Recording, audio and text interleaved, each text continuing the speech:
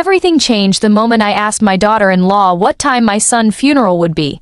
Instead of giving me the details, she calmly said he had already been buried in a private ceremony with only close friends. I stood frozen in my kitchen, unable to believe that my only child had been buried without his own mother standing beside him.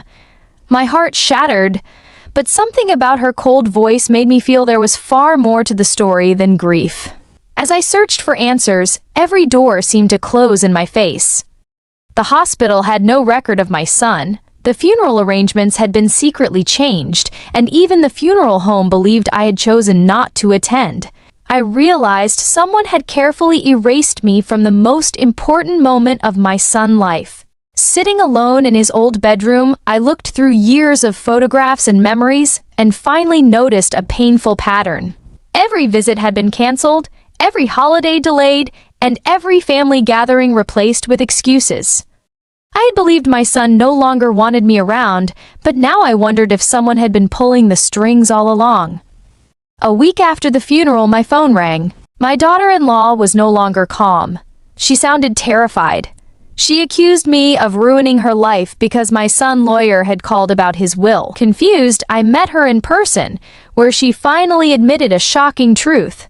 For years, she had secretly intercepted my calls, deleted my emails, canceled my visits, and even sent messages pretending to be my son. She confessed that jealousy and fear drove her to separate us because she wanted to be the only person he depended on. While I believed my son had abandoned me, he believed I had chosen to leave his life. We had both been victims of the same cruel deception. Before he died, my son had begun to suspect something was terribly wrong.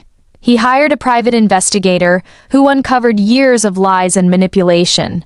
After confronting his wife, he changed his will and left everything to me along with a handwritten letter. Reading those pages felt like hearing his voice one last time. He apologized for believing the lies, told me he had never stopped loving me, and thanked me for raising him with kindness and strength. He explained that no one could replace the bond between a mother and her child, and he trusted me to decide what should happen next. His estate included his home, savings, and life insurance, but the greatest gift was the truth.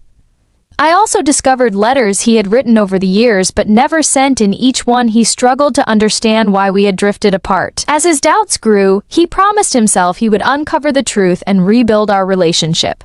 Tragically, he ran out of time before he could make that phone call. Faced with the power to decide his wife's future, I wrestled with anger and heartbreak. She had stolen years that could never be replaced, yet my son's final words reminded me that real love is not driven by revenge. Instead of leaving her with nothing, I allowed her to keep the house while using the rest of the inheritance to create a foundation in my son's name. The charity would help families rebuild broken relationships and prevent others from suffering the same painful separation we had endured. Months later, I received a photograph of my son from his wife, with a simple note thanking me for showing her what unconditional love truly meant. I placed the picture beside the flowers he had always loved and realized that although lies had stolen precious years, they had never destroyed the love between us. My son's final gift was not money or property. It was the truth that our bond had survived every deception.